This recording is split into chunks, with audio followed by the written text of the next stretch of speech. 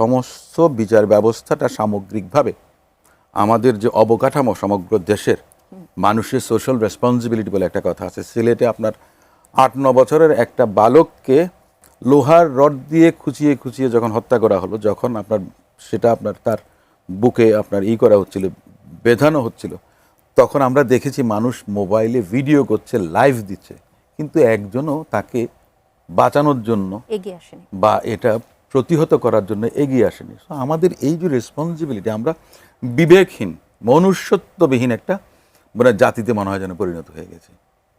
একদম আমাদের রিয়াকশনটা কখন দরকার, কখন পজিটিভ রিয়াকশন দরকার, আমাদের কিভাবে অ্যাক্ট করা উচিত, আমরা অনেকটা কেমন যেন নিথর একটা নির্বোধ একটা জাতির মতো আমার কাছে মনে হয়েছিল তখন এই কথাগুলো। আমি মনে করি যে এই বিচারহীনতার সংস্কৃতি, এটা থেকে উত্তরণের জন্য সবারই দায়বদ্ধতা আছে, সরকারের তো নিঃসন্দেহে সবচেয়ে বেশি আছে।